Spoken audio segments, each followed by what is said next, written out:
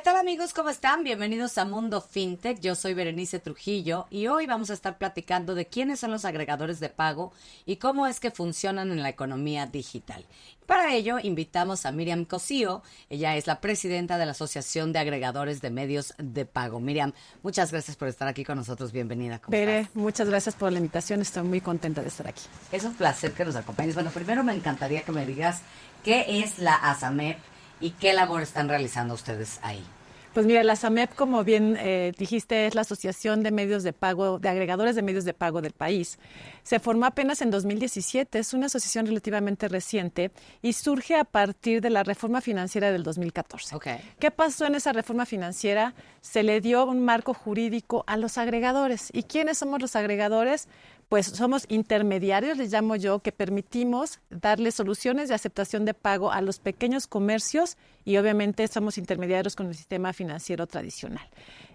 ¿Quiénes estamos en la asociación? Agregadores como Clip, como Mercado Pago, como PayPal, como Bill Pocket. Okay. Ellos son agregadores, somos proveedores de soluciones para los pequeños comercios a fin de que acepten pagos electrónicos.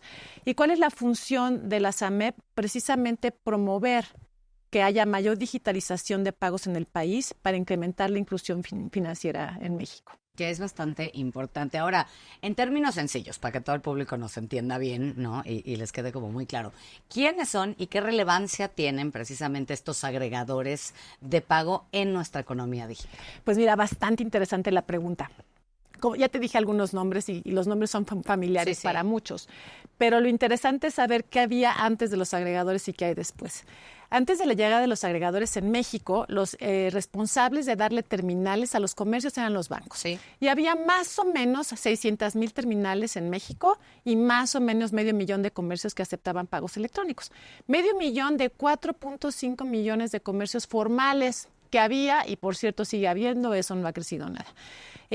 Hoy en día los agregadores hemos crecido la red de comercios que aceptan pagos electrónicos a tal modo que hoy en día hay cerca de 5 millones de terminales en México. 5 millones, Wow. de los cuales el 75% son atendidos por agregadores. Okay. Y más o menos estimamos que hay cerca de 3 millones de comercios que aceptan pagos electrónicos, porque hay algunos que tienen más de una terminal. Ahora, ¿cuál es el potencial del mercado? Yo te dije 4.5 millones de comercios formales, pero hay cerca de otros 7 millones de comercio informal en México. Sin duda. Y eso habla de que hace 10 años menos del 10% del total de comercios en el país aceptaban pagos electrónicos. Hoy en día estimamos que más o menos el 5% acepta pagos electrónicos del total de comercios que hay en el país. Es decir, hay todavía mucho camino por recorrer. Y los agregadores hemos sido quienes han facilitado la aceptación de pagos en el país. Ahora, sin duda alguna, y como bien sabemos, las fintechs han estado cobrando gran relevancia porque han ampliado la base de usuarios de medios de pago digitales. Ya lo decías tú, ¿no? Hay comercio informal, hay comercio formal, hay un poco de todo. Ahora sí que ya casi el que tenía la tiendita y no tenía quizás chance de que el banco o no cumplía con los papeles de que el banco le pudiera dar una terminal, pues puede contar con estos medios de pago digitales, ¿no? Pero ¿tú crees que también están sabiendo inyectarles la confianza de uso de la tecnología y sobre todo del manejo de sus finanzas, estos agregadores de pago a los usuarios? Yo te diría que en un principio ese fue el gran problema, ¿no? Porque tú llegabas y le preguntabas a un comercio, ¿sabes que tú puedes aceptar pagos electrónicos en 5 minutos? Y claramente decían, no, claro que no. Y es más, yo soy informal, ni siquiera podría. Y el formal te decía, no, yo ya lo intenté, me pidieron 40 papeles y se tardaron 9 meses para decirme que no. Así que no es posible. Entonces fue un proceso no solamente de brindar una gran solución, que se enfocara en las necesidades del cliente y en el problema del cliente, pero obviamente fue ganarse su confianza cumpliendo la palabra. Porque recuerda, el efectivo es fácil, es presente. Lo tienes en la mano. Entonces, ¿por qué voy a darle la posibilidad de que este agregador me pague mañana o pasado contra el efectivo? Y fue el hecho de cumplir la promesa, de cumplir la promesa que se hace de aceptar más transacciones, de incrementar las ventas y de pagar en tiempo y forma. 24 Y sobre horas, todo, máximo 48, vemos si es Amex 78, por ahí, o sea, ¿no? y te diría que los agregadores, de hecho, en ese sentido han mejorado las condiciones. Hay agregadores de la asociación que pagan de inmediato. Hay agregadores que pagan cada 4 horas, hay agregadores que pagan en fines de semana, incluso en días no festivos. Pero la otra gran función de los agregadores fue la educación financiera que se da inmersa en el producto. Entonces, imagínate explicarte qué es disputa, qué es contracargo, qué es correcta aceptación de la tarjeta, qué es chip, qué es PIN. Toda esa labor es parte de la educación financiera que se gana la confianza del usuario y de ahí el crecimiento que hemos tenido. En México pasamos de tener una aceptación de pagos electrónicos del 10%, es decir, el 90% efectivo, 10% con tarjeta. Hoy en día estamos alrededor del 25% de pagos electrónicos en el país. Un gran avance, pero si lo comparas con los 50 y 60% de penetración de pagos electrónicos de otros países de Latinoamérica, de Latam, ok. Somos la segunda economía más grande de Latinoamérica. Sí. Y estamos en 9º lugar en la aceptación de pagos electrónicos. O sea, ya nos ganó, obviamente, Brasil, Argentina, Chile, Perú, Colombia, hasta Guatemala, ¿para qué te digo? Wow. Entonces, hay mucho por hacer todavía. Oye, estos datos que me estás dando son muy interesantes. 25% de penetración tienen hoy en día los pagos digitales. Ya decíamos que hay mucho camino todavía por seguir viajando, ¿no? Para lograrlo. Pero ¿cómo? ¿Cómo hacer que esos negocios que hoy solamente aceptan efectivo se integren a los pagos digitales? Hay que entender que el gran reto es la terminalización de las MIPYMES, de las pequeñas y medianas empresas en nuestro país, que representan el 75% de todos los negocios en el país, el 90% de los empleos y contribuyen al 50% del Producto Interno Bruto. Pero son empresas pequeñitas. Entonces, el gran reto viene de la mano con hacer una alianza entre todos. Yo estoy convencida que la inclusión financiera es un reto multisectorial, es decir, uno solo no puede. Un gremio solito no puede, ni el gobierno solito puede, ni la banca solita pueda, ni las fintech solitas pueden. O sea, tienen que tomar de la mano todos. Todos. Es un reto multianual. No es algo que vaya a suceder de un año para otro. Y se requiere inversión y recursos en todos los sentidos. Entonces, ¿qué se tendría que hacer? Necesitamos políticas públicas que realmente impulsen el objetivo de inclusión financiera. Y es importante también entender que, de acuerdo al Banco Mundial, los pagos son la puerta de entrada a la inclusión financiera. O sea, una vez que la gente empieza a adoptar pagos, a pagar y a recibir pagos electrónicos, de ahí ya se empieza a generar un historial que te permite después tener acceso probablemente a créditos o inversión o a seguros, pero es la puerta de entrada. Entonces, impulsar los pagos digitales es realmente impulsar la inclusión financiera y la salud financiera, como bien lo dice Óscar Rosado de Conducef. Así que, ¿cómo? Política pública. Obviamente se necesita una mayor competencia. Una de las razones por las que otros países nos han alcanzado y nos han rebasado es porque han diagnosticado de forma efectiva la falta de condiciones de competencia y han actuado en consecuencia. En México el diagnóstico está desde el 2018 que COFECE hizo su predictamen sobre este tema. Apenas el año pasado se hizo la resolución final, pero no hemos hecho nada al respecto. Oye, pero a ver, justo entonces ahí me gustaría saber cómo le hacemos para incentivar la competencia en este sistema de pagos electrónicos. ¿Qué habría que hacer?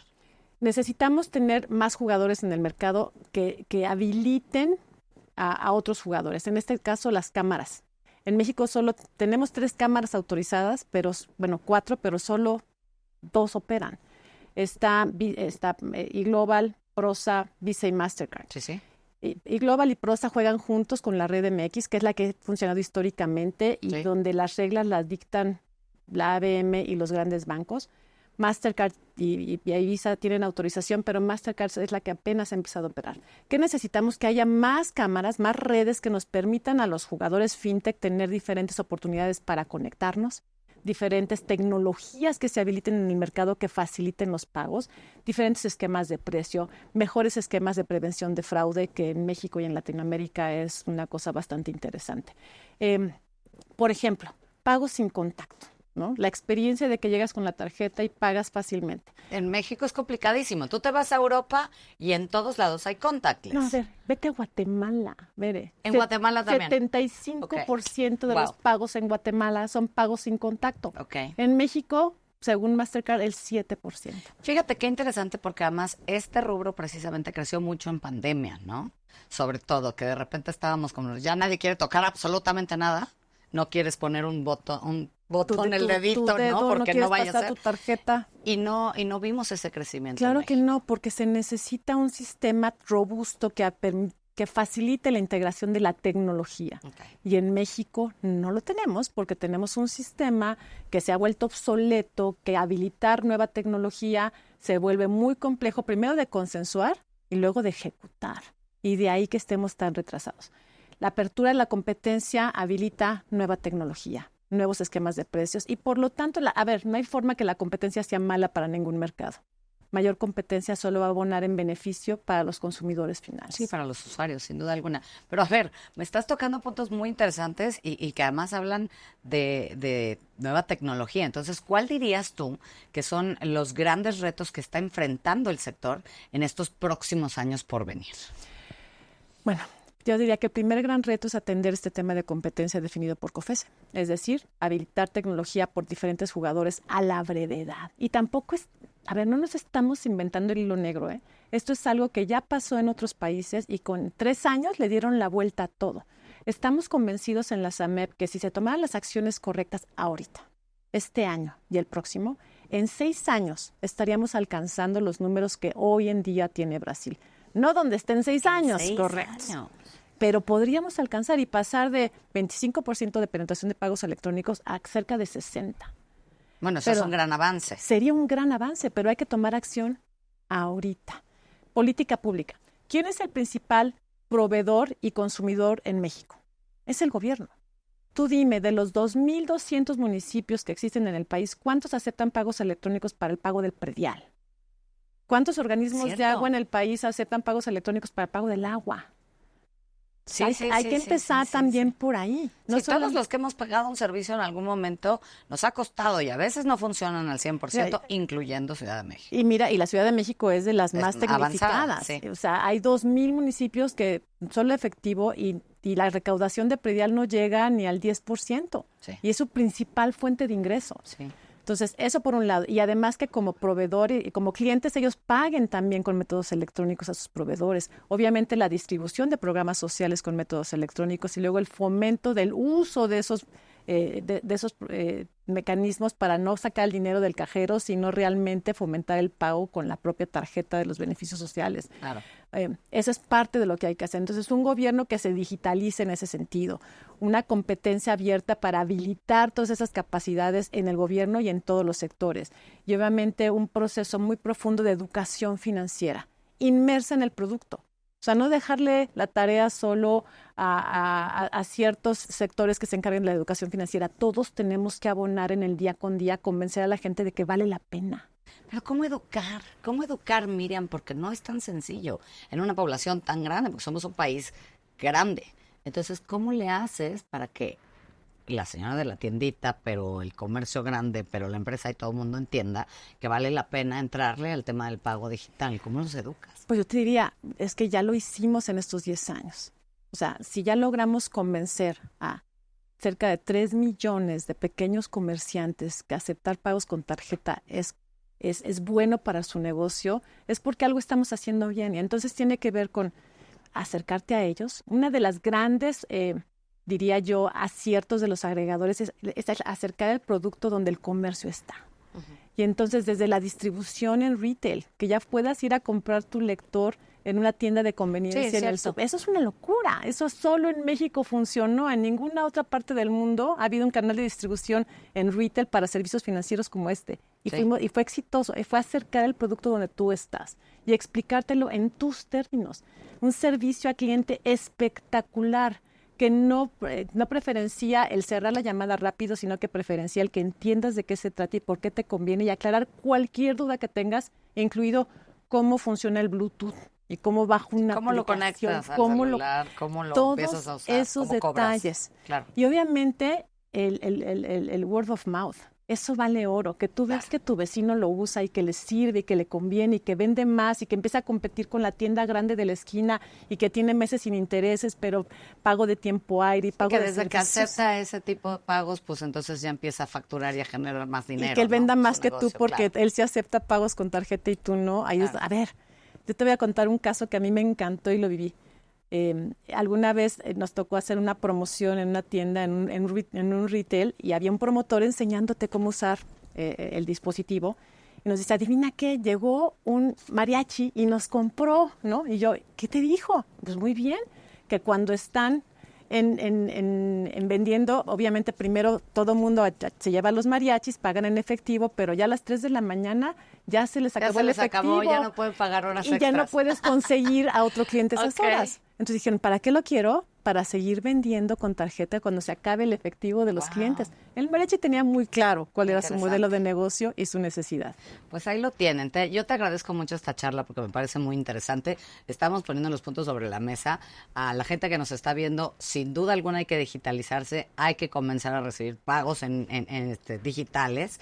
Ahí tienen todos los canales, estos medios de pago que ya mencionaste en un inicio y que además está creciendo cada vez más y cada vez hay más empresas que se dedican a esto. Entonces, ahí lo tienen. La verdad es que hay mucho camino por recorrer, pero pues sin duda alguna esto nos deja cosas buenas a usuarios finales y a los negocios, así que hay que hacerlo y ahí el llamado también al gobierno, ¿verdad? Para que pues empiecen a trabajar en ello. Te agradezco mucho, Miriam. Muchísimas gracias. Con esto nos despedimos. Estuvo con nosotros Miriam Cosío, presidenta de la Asociación de Agregadores de Medios de Pago.